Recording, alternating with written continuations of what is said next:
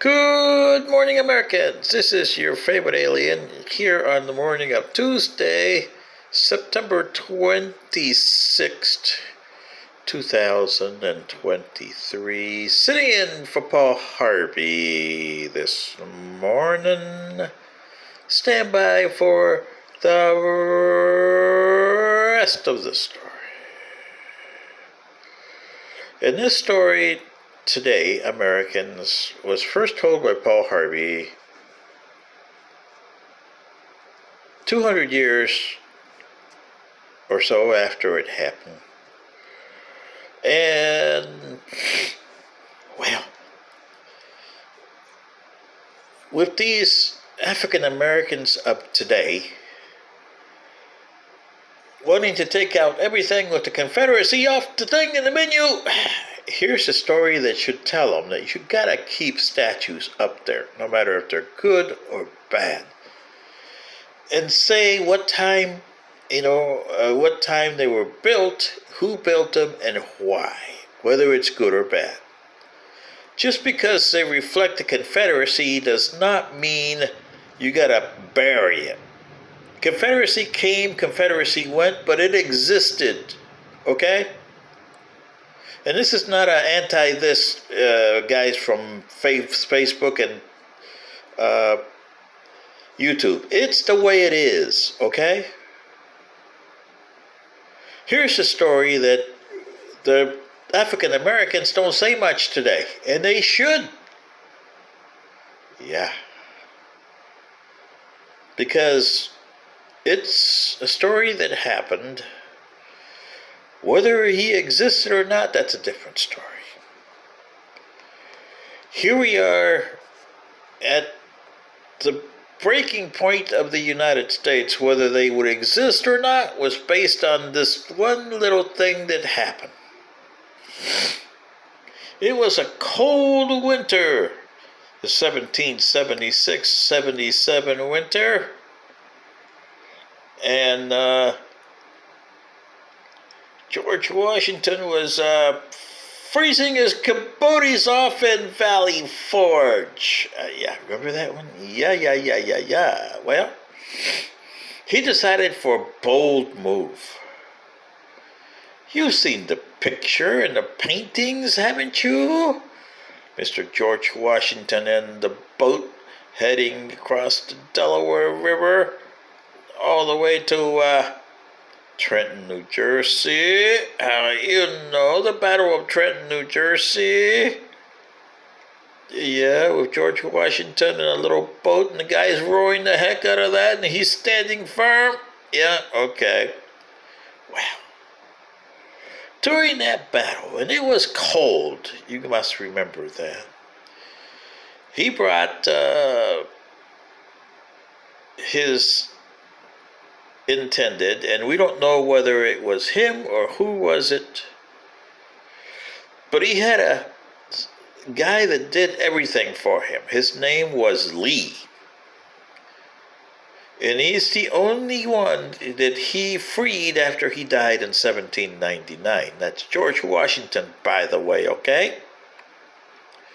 But in this story here, and Mr. Paul Harvey can tell it better than I can, there was a group of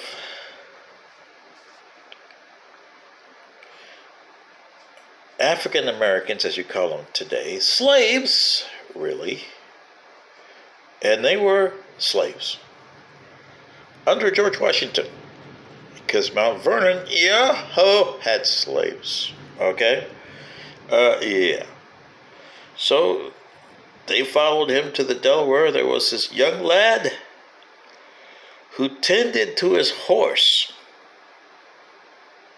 George Washington was on foot, I guess, and he tended to his horse through the freezing cold. I mean, it was cold, windy, and snowy, and, well. And when they came back after the battle, here is this one lad. The name was Graves. Nobody know the first name. Graves. Like Peter Graves, you know? Yeah, okay. But when they came back, the poor boy had frozen to death, still holding down and the horse. General Washington was so engulfed by this that in Mount Vernon, he made a statue of the boy. Yes. And this statue was remembered 75 years later. Okay? The statue was copied north of the Mason-Dixon line and was put all over the place by different people in the north. And you would see two bands on its arms, one green, one red. The green band said it's safe to go in and seek shelter. The red band said, keep on going, boys, it's dangerous here. Okay. And the statue was always pointing towards the Big Dipper north, which means it was part of the Underground Railroad. And it showed slaves when was a good place to stop or keep on going, boy, not safe here. Eventually the statue, where they took and put a hat on him, a jockey's hat. And they were called lawn jockeys. And it had a connotation that was bad. I don't know why, but it did. Because it was a good connotation for the slaves. It saved a bunch of them. Countless, in fact, nobody knows how many, from certain disaster. But the Lawn Jockey, whether he existed or not, that's a different story. It's hard to prove. Mr. Harvey couldn't definitely say 100% he existed or definitely said he did not. But the statues are still there. See, African Americans, if you don't know about the statues of the Lawn Jockey, wow, then you don't know anything about your history.